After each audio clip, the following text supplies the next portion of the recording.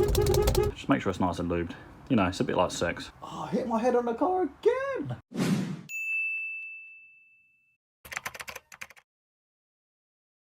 What are you saying, YouTube? Today I'm going to be servicing the ST and I'm going to be sorting out the horn in preparation to sell it. So we're doing an oil filter, oil change and coolant change, just so it's all fresh for the new owner. And we're sorting out the horn wiring to get the horn working. The garage now, where we're moving, is just filled with junk.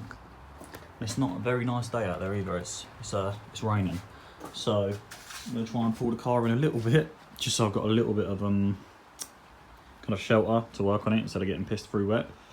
So yeah, I'm gonna put it in. First, we're gonna do probably the oil, then the coolant, then work on the horn. One other thing as well, I've got the new tyres on. Freshies on both sides. Let's get the car moved in. Also, we are on a phone camera again. Sorry if the quality on the audio is a bit crap. We have a new GoPro Hero 8 on the way for future videos, so look out for that. And yeah, again, apologise if the video and audio is a bit crap.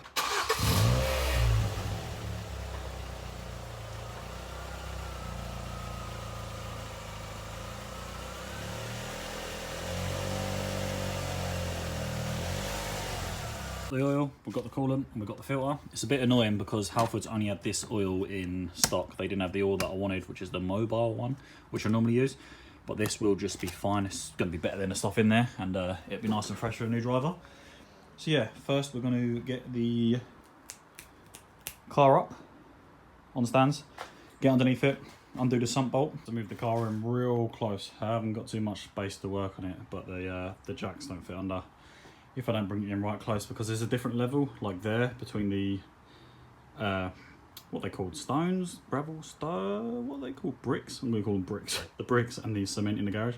It's like a little lip, so like the jack stands were sitting on half on it, and I don't want that.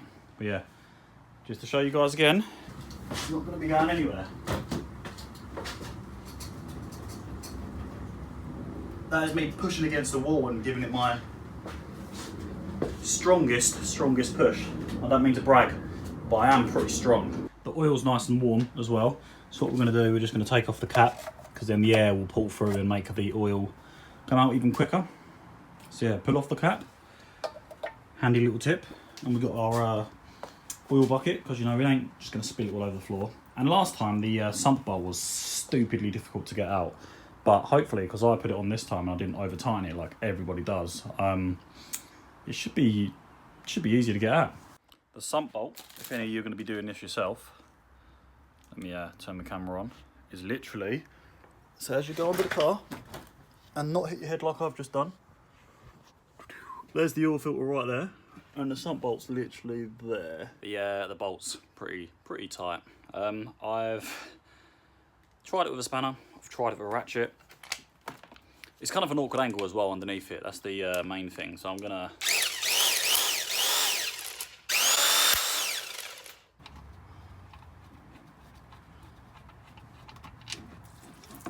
shit. For fuck's sake. Cool, well it's out. There's oil everywhere, but it's out. Top thing to do when you're moving out of the house, spill oil in the garage everywhere, that's going to stay there for years. Just cleaned up the 13. Gonna clean the nut up and assess it as well, because sometimes these go, when they're over tightened, the threads can go and then it won't seal properly. But this one is looking completely fine. I'm going to clean it up and then double check. Nice and clean. Yeah, that one's still going to seal fine. There's no like damages or anything on it. Sweet.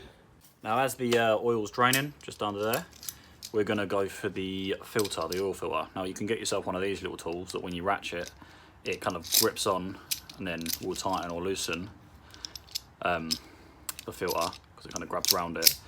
Annoyingly, these don't have a filter that have like a bolt kind of molded in.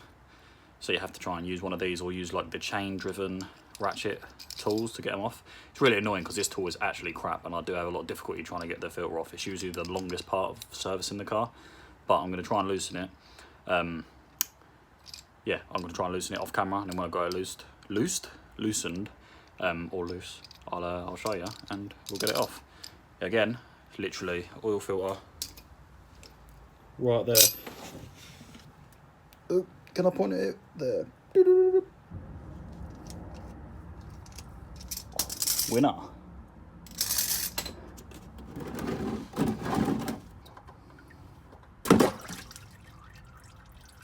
There's a bit of oil. I'm gonna clear up afterwards.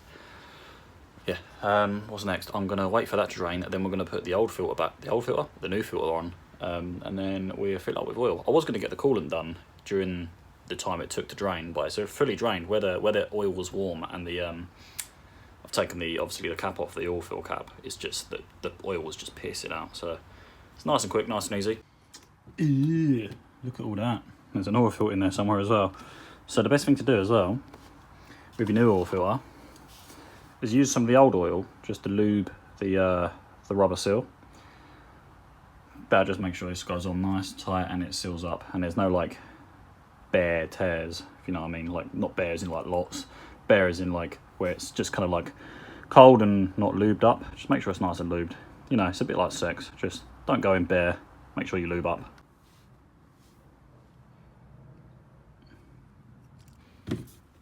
Let's get the new filter on. Literally, this only needs to really go hand tight on, so I'm going to do that.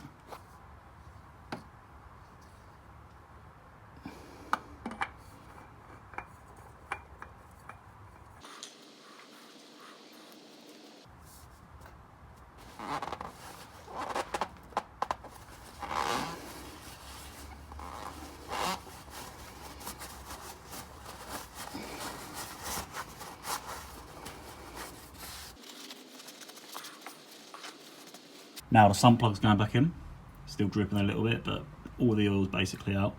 For the sump plug, what we are going to do is again lube the rubber ring bit. I'll show you. So you know this little bit here, lube that up. That's what I'm going to do now. I'm going to grab some oil from the dripping loose opening. The gaping wound from my car, and just lube it up a little bit. You can clean up anything on the other side, so like I'm probably getting a bit of oil on the actual nut, but then I don't know if you can see too well there, just feed the bolt back in and tighten her up. This will stop obviously any extra leaks, or not leaks, but any extra oil come out as of now. So that's all tight. I'm going to go and grab my 13 and do that up a bit more.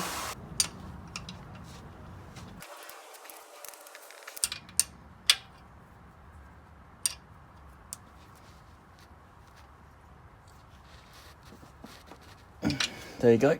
They don't have to be savagely tight again.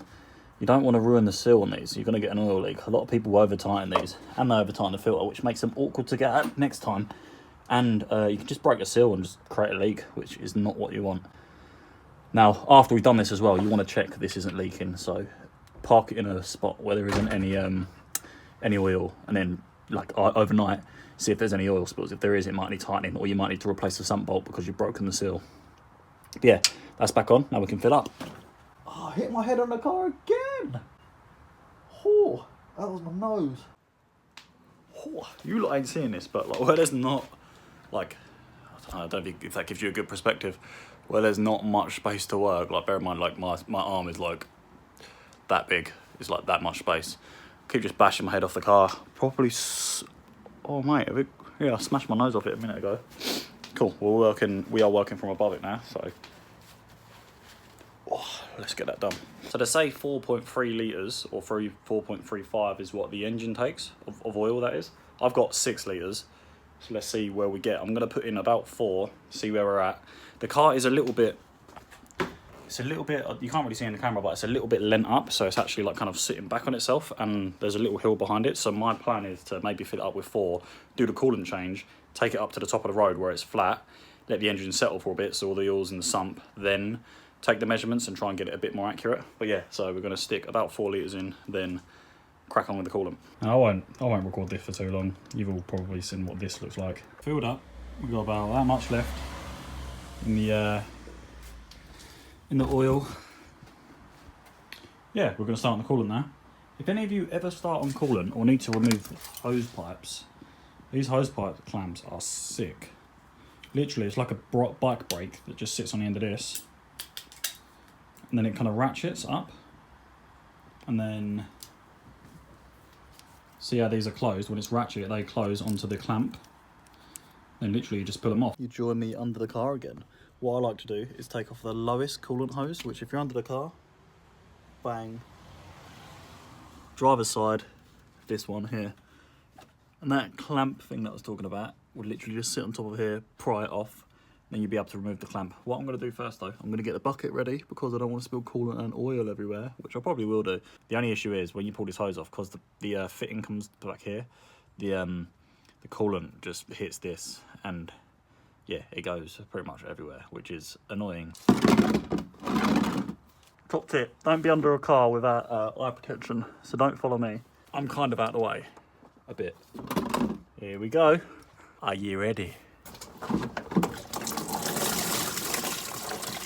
Now, go and open the plug up top, because then the air will bring it through, similar to the oil. Now, the next steps is to literally put that hose back on with the clamp, tighten up the clamp, then fill up the coolant. Now, I'm not going to basically show you that because it's just me putting the clamp back on. It's the opposite to what I've just done. It's a little bit more messy because there's coolant there, so I didn't really want to get the phone there and get it all messed up. But yeah, I'm going to do that, then I'm going to fill it up, and then we're going to start the engine, start revving it through. Hopefully the coolant starts dropping. Coolant doesn't actually look too bad. Yeah, let's get the new stuff in. That is a little bit over max, but it will make its way down into all of the parts of the engine, and yeah, that will lower, and we'll have to top that up. And with the oil, not too sure what we're sitting on so far. I think we've just, yeah, so it's just literally on the minus, just within range. So what I'm going to do, I'm going to fill up the oil just a little bit more, so we're just kind of sitting a bit more central in range. Put everything back together here. Take the car out up the road where it's flat and get the levels correct. Now it's a bit boring because it literally just be me starting up the car, revving the engine for the coolant until all the coolant gets sucked down and it's filled up to the max, and then with this, yeah, just be topping it up until it looks correct. I'm going to keep all that off camera because it's boring, but trust me, it'll be done. And that's basically the car, oil filter change, a full oil change and a full coolant change. Yeah, now the next thing will be me trying to fix the horn. We're slowly running out of light as well. So the horn actually works, it's just the button on the steering wheel isn't wired correctly. So I'm going to quickly sort all this, then I will come back to sort that. There you go, bang, right on the marker. Nice fresh oil. And the coolant, I've topped it up once. And it's sitting at max again. I'm going to start it, give it a few revs. Right, so that's the service done. Now just one more thing to get done before we say goodbye to it, I guess. That is the horn. Now I've been hit up by a follower and they've showed me what they did to get their horn to work. So I'm going to try that and I'm feeling pretty positive about it. Basically, it means sanding down certain parts behind the wheel to make an earth. So I'll show you what they mean. So the steering wheel is off, and what I'm going to sand down is that bit there. Just where that spring, that kind of like triangle spring touches the top there. I'm going to sand it down there as well. So I mean on the actual steering wheel on that spring and on the plate here on that spring. And then you basically find out which of these wires makes the horn go off when you click them together. Connect them to both of these, and then that should fix the issue. So I'm going to crack on with that. I'm just going to quickly sand this down off camera just because it's sanding. You've all seen the sanding. Sand that down there, sand that down there so there's like a earth between them. Then find out which ones make it beep and then put it on. Grounded that down there and grounded that down there. And what I mean by that is when this is in here, it sits like that, and that spring is sandwiched between this and that, and I think it basically earths it when you press the button down. So that will literally be sandwiched in between two bits, and that will act as the earth instead of that little crappy plate that doesn't sit there properly. I've now got to figure out which one of these are the make the horn actually go off. And I haven't moved the car, so the neighbours are going to hate me. Look what's working. Yeah. That is sick. It's so much better than the original one as well, because you'd kind of hit here and it wouldn't hit sometimes, like the horn wouldn't go off. But yeah, the horn's working now, so that is properly sick. Cheers to the guy that suggested this fix, and hopefully it helps some other guys. That's everything done now. That's the car basically ready to sell, which is a bit sad. Yeah, it's a bit sad, but you know what I mean. I've had my time with it. I'm moving on to something a bit more sensible, and I'm going to hopefully get a project car. We've serviced it. We've done an oil change. We've done a filter change. We've done a coolant change, and we've kind of wired up the horn today. So everything on this car is perfect. The last advisories. Oh, we did the tyres as well. So we did the tyres, oil filter, coolant, horn. 5 things today. Very productive. The only advisories were on the MOT, which was a month ago or 2 months ago, so it's got like a full year MOT. The only advisories were the rear tyres, and they are both new. Yeah, so the horn works, tyres are brand new, nice fresh service for the next owner. Yeah, I will catch you next time, which I don't know what the next thing will be. It might be a new car reveal with my daily, potentially, but you never know. Yeah, I will catch you next time in a bit. So the Auxbeam headlight giveaway. Now what I'm going to do, I'm basically going to use one of the random like comment selectors on Google, just like one of the first ones. So I'm going to screenshot me doing it and screen record me doing it, sorry. So basically they haven't sent them out to me yet because I actually got the last ones from the warehouse. I'll get in contact with them asking for when they're going to be sent out. So the winner, if you notify me and give me your details, I'll let you know when they've sent me out the lights, and then I'll send them to you. So yeah, this is the winner.